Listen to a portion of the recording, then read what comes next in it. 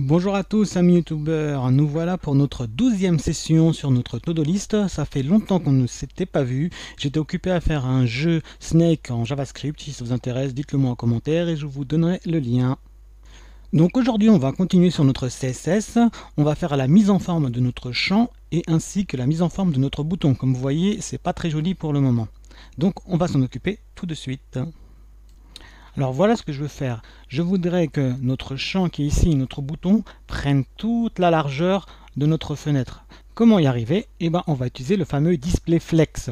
Le display flex, ça permet de modifier un petit peu comme on veut tous les éléments enfants d'un conteneur. Ici, notre conteneur, c'est notre forme qui contient donc notre input et notre bouton. Donc, nous allons tout de suite le mettre en application. On va ajouter une classe ici qu'on va appeler classe forme. Voilà, on enregistre ça. Et maintenant, on peut l'utiliser dans notre CSS. Forme, display flex. Voilà, on enregistre. Qu'est-ce qui se passe? Maintenant, tous nos éléments se mettent à la ligne, sur une seule ligne, comme ça, et ils sont tous collés. Nous, ce qu'on veut, c'est un peu les éloigner. Donc pour cela, on va utiliser quelque chose du display flex qui s'appelle le justified content, qui permet d'aligner les éléments. Mais moi, je veux pas qu'ils soient alignés, en fait. Je veux qu'ils soient un petit peu éloignés les uns des autres. Donc, on va essayer space around. Voilà, donc ça va les centrer en créant un espace identique de chaque côté. Et maintenant, je vais agrandir mon champ ici, et ainsi que mon bouton, pour que ce soit beaucoup plus joli. Pour cela, on va s'attaquer à eux directement en leur mettant des classes également. Donc, à mon bouton, on va lui mettre une classe. Bon, BTN, on va toujours mettre les mêmes noms, on ne se casse pas la tête. Voilà. Et ici également, on va lui rajouter une classe qui va être égale à notre input, à notre champ qui s'appelle champ. Voilà, on enregistre tout ça. Ainsi, on peut les utiliser ici. Commençons par le champ. Je voudrais qu'il fasse à peu près 80% de la taille de la fenêtre. Alors, j'ai plusieurs moyens pour y arriver. Moi, j'aimerais bien que ça reste responsive. Ça veut dire lorsque je bouge ma fenêtre, le champ s'agrandit ainsi que le bouton, ainsi de suite. Donc, je dois utiliser des unités responsives. Alors, c'est quoi les unités responsives? Nous avons deux. Nous avons le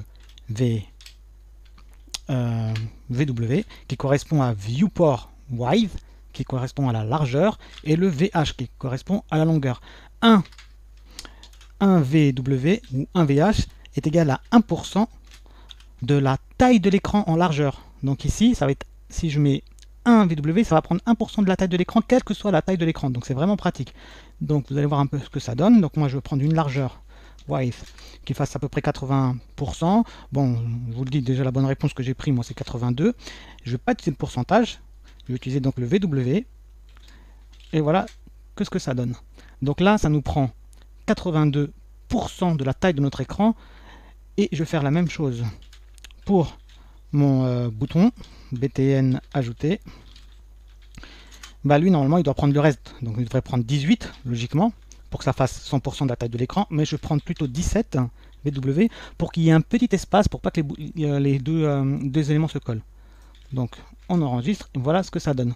Donc si vous regardez bien, vous voyez un petit espace ici, un petit espace là et un petit espace là. Alors que si j'avais mis 18, tout aurait été collé et donc on ne voit pas plus les bordures qui sont sur les côtés. Donc pour ça, j'utilise 17. Et donc l'intérêt de ça, c'est que si j'agrandis mon écran, les boutons s'agrandissent avec, tout s'agrandit avec. Voilà, quelle que soit la taille de l'écran. Donc autre chose, on va mettre un petit background color ici pour que ce soit un peu plus joli. Voilà. Oui, c'est déjà pas mal, il faudra qu'on change les bordures. Pareil pour notre bouton ajouter. On va lui mettre un petit background color également. Voilà. Donc c'est un peu plus joli. On va changer la couleur de notre plus. On va le mettre en teal. Voilà. Un petit vert un peu joli. Également, lorsqu'on bouge la souris, j'aimerais bien qu'on sache que c'est un bouton ici, donc on va changer le curseur. Donc sur le bouton ajouter, qu'est-ce qu'on va faire? On va lui demander de mettre plutôt un curseur type pointeur. On enregistre, voilà, dès qu'on passe dessus, ça se transforme en petite main, donc on sait qu'on peut cliquer dessus. On va également rajouter un petit padding à gauche ici, parce que ajouter une tâche, vous voyez que c'est beaucoup trop collé. Donc on va mettre un petit padding left, on le veut juste à gauche le padding. Donc pareil, on va utiliser des unités responsives, donc un VW. Voilà, c'est bon pour ça. Et on va s'occuper maintenant des bordures de nos deux éléments qui sont ici. Donc on va sélectionner les deux, donc champ, virgule, ainsi que notre BTN ajouté. On va leur mettre quoi exactement? Un border. Voilà, on va leur mettre une bordure qu'on va choisir à 2 pixels, la taille, solide pour que ça soit un trait. Et pour la couleur, on va mettre la couleur teal. Voilà, ça fait un peu plus joli. Et maintenant, on va arrondir les coins. Alors pour arrondir les coins, c'est pas compliqué. Vous mettez border radius. Et là, vous choisissez un nombre de pixels. Donc on va mettre 5 pixels. Plus le nombre est grand, plus que ça arrondit. Voilà, si je mets 10 pixels, ça sera encore plus arrondi que ça. Voilà, c'est un petit peu trop. On va mettre 5 pixels. Voilà pour ça. Et on va augmenter la taille de notre forme. Alors notre forme, il est là. Hein.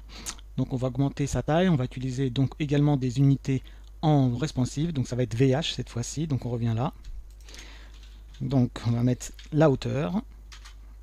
On va mettre 8 VH. Voilà. Peut-être un peu plus grand. En fait, c'est à cause de ma console. Voilà. Donc comme ça, on voit plus la vraie taille. Et on va mettre un font size responsive également. Donc, afin que l'écriture s'agrandisse et se rétrécisse en fonction de la taille de l'écran, on va le mettre à 5 VW. C'est-à-dire que l'écriture s'agrandira si on agrandit la largeur de l'écran, et pas la hauteur. Donc on va mettre à 5. Alors, on va faire un test. NatFree. C'est pas ici que je vais écrire, c'est là. NatFree.js. On va mettre tout en responsive. Alors on appuie sur la console, on en remet notre petite console, juste pour avoir notre outil responsive qui est ici. On clique sur ce petit icône qui est là, et maintenant je peux bouger et agrandir comme je veux. Donc, ça s'agrandit pas. Pourquoi donc? Pause. Testons tout cela en responsive pour voir ce que ça donne. Pour cela, on remet notre console. Là voilà notre console. Donc vous cliquez ici sur le petit bouton qui est là pour mettre en responsive, et ici vous pouvez choisir un peu tout ce que vous voulez. Ça va être l'affichage sur un Galaxy S5, ça va donner ça. Voilà, sur un iPhone X. Donc vous voyez un petit peu tout. J'agrandis la taille pour que vous voyez un peu mieux. Là comme vous voyez, notre input il est un petit peu grand par rapport à la taille.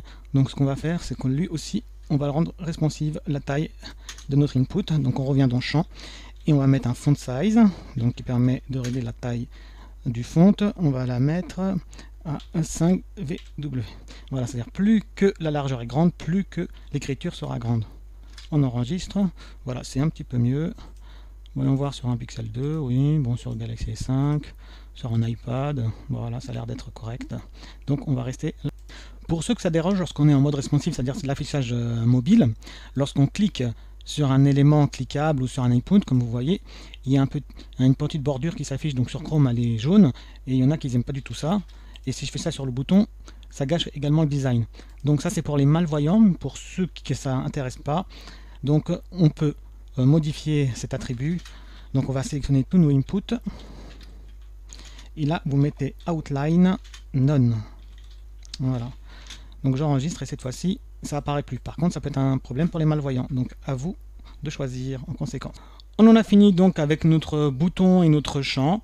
Je vous dis donc à la prochaine vidéo où on s'occupera cette fois-ci de la mise en forme de notre liste. A très bientôt les amis.